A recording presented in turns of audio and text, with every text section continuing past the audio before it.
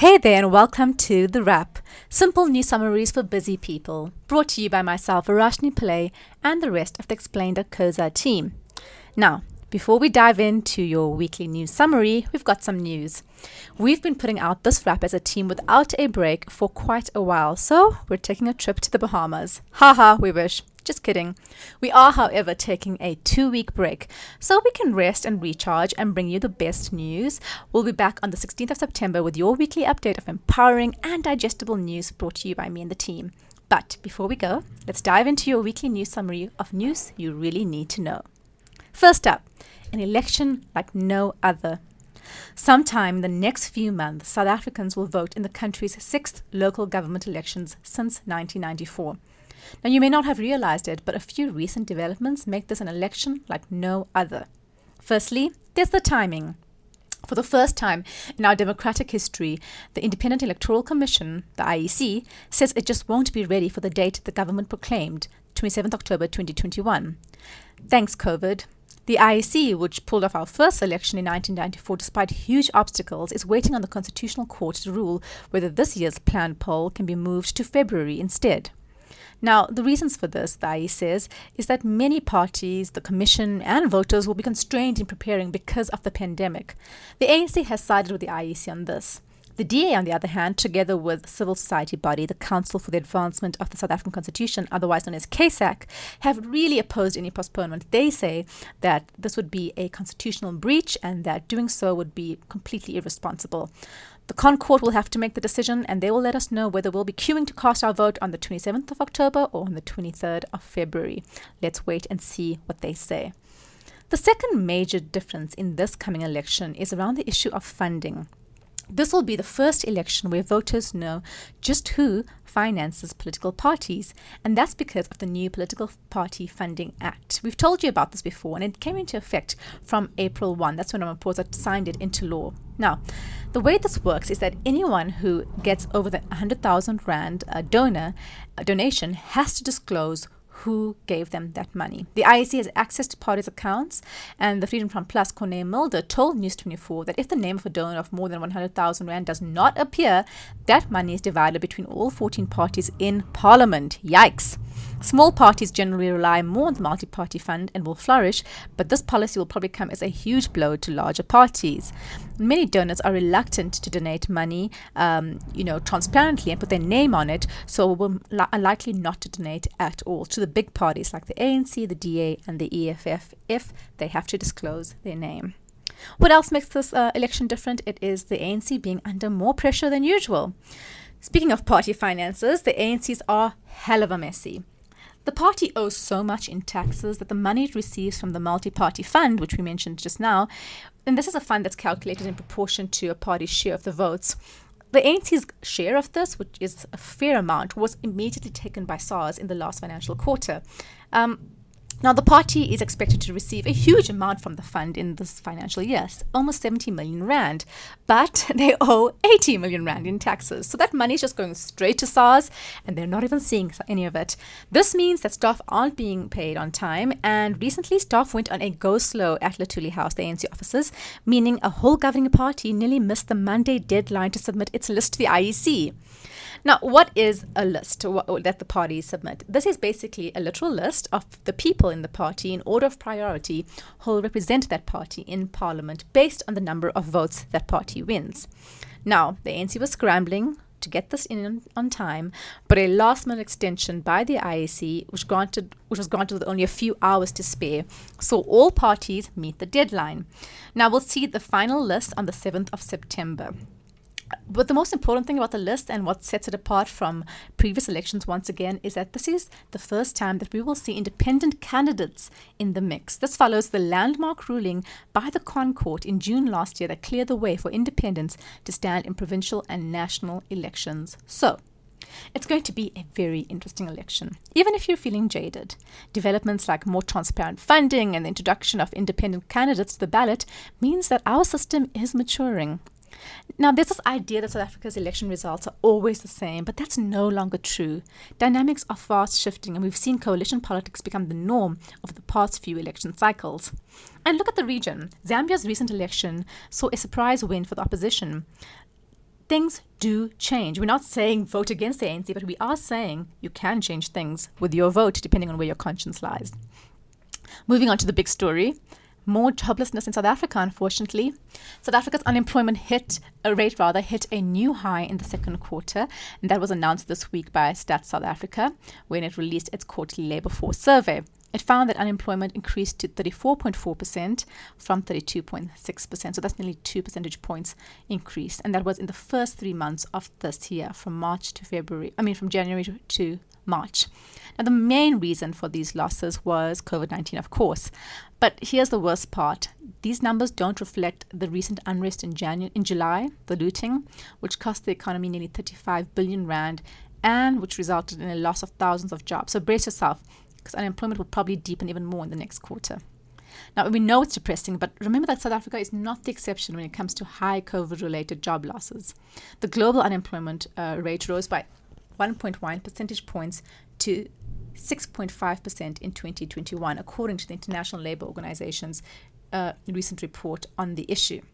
Now, looking in the region alone, Nigeria recorded a 6 percentage point jump in unemployment in December 2020 to 33.3%, while Botswana's unemployment rate increased by 5 percentage points to 23.3%. That's all, kind of in the same ballpark as we are, i.e. really high. But where does this leave us? How do we fix the situation? Well, if you check out our website, we've previously had explainers on how countries like Greece and Spain also had really high unemployment, around the 30% mark, when a similar boat to South Africa, and were able to lift themselves out of the doldrums by bringing state spending under control, restructuring state-owned enterprises, slashing their public wage bill, while reforming labor policies to boost hiring and grow their economies. We know that this is what South Africa needs to do. The question is, when will we do it? Well, thankfully, the entry of Finance Minister Enoch Godongwana seems to have impressed the markets during his introductory address to investors last week. He said that the solutions to South Africa's fiscal challenges is faster growth. Well, we know that for sure, and we hope that he can be the one who makes it happen because, like we said last week, Godongwana has more political clout within the ANC-run cabinet than his predecessor, who was Tito Mboweni. So we're hoping to see more economic green shoots coming out of this cabinet. And if you're keen on getting the economy and jobs back up yourself, think about starting a side hustle and employing more people, supporting small businesses and supporting local. Moving on to your briefs, a vibrator for your vaccine. Vaccines can save your life, but some people need an extra nudge to get vaccinated, like a free cup of coffee at Wimpy, wine, perfume, or a chance to win a vibrator. That's right. Capetonian Jolene Samuels runs 3 daily Facebook raffles for people with proof of vaccination. The draw has become enormously popular and a little risque. This is a place to share information in a way that people can understand, Samuels has said recently. The internet is littered with false information and people don't understand medical jargon and don't want to sit through the long press briefings, she told Times Live. So this is why she does what she does. But things got really interesting when a chain of sex toy shops decided to donate vibrators for her next raffle. It created quite the buzz, whatever it takes, right? On to some sporting news. A few years ago, the governing world body, World Athletics, commissioned a study that examined the relationship between high testosterone levels in women athletes and their performance. Now, the study was obviously very controversial. It appeared in the British Journal of Sport Medicine in 2017 and paved the way for the organization to introduce a highly contested rule in 2019. Women athletes must take medication to suppress their testosterone levels if they want to participate in World Athletics sporting event. You'll remember this because this was the rule that scuppered our star athlete Caster Semenya's chance to compete at this year's Olympics and defend her stunning 800-meter win in previous Olympics. Now, this week, the study's authors have come out and issued a correction saying their work was exploratory and does not prove that there is a causal effect between high testosterone and performance in women. So, does this mean that it's back to the international stage for our Caster? Well, no, at least not right now. South African sports scientist Ross Tucker has pointed out that the Court of Arbitration for Sport, where Semenya took a complaint against World Athletics after the new rule was introduced, already knew that the study was flawed and lacked evidence. Semenya, who quite rightly we say refuses to take medication to suppress her testosterone levels, has also taken her court to the European Court of Human Rights. We would say that World Athletics ought to hang its head in shame, but the organization has proven before that it doesn't seem to have any when it comes to policing women's bodies. We're 100% Team Caster. And on to our beleaguered public protector. Will Busisiwe Mkhwebane's deeply flawed chapter as public protector ever end? After court rulings trashed a number of her findings in various matters, Parliament began to navigate the tricky terrain of constructing an impeachment process involving an office bearer whose independence is sacrosanct. The public protector is supposed to act like an ombudsman for government services, but Mkhwebane has acted more like a Jacob Zuma acolyte who hasn't noticed that her faction has kind of fallen apart. But anyway, she's been pushing ahead with her legal battles, and she's now scored a rare, though fairly minor, victory after heading to court to challenge the constitutionality of impeaching the head of a Chapter 9 institution such as herself.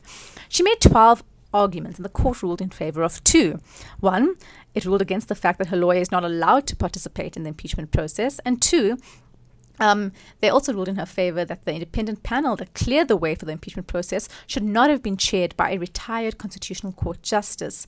Mkhwebane successfully argued that doing so was a violation of the principle of the separation of powers. So now, where does that leave Parliament? Well, its hands are tied, as these 2 issues means the process they're about to embark on is already flawed. So, like seemingly everyone else these days, Parliament is appealing straight to the Constitutional Court for a decision. Those justices sure must be busy. If the court rules in favor of the appeal, the impeachment process will go ahead. If not, the entire process will be deemed invalid and the National Assembly will have to start from scratch. Oh my goodness, how many lives does Mkhwebane have?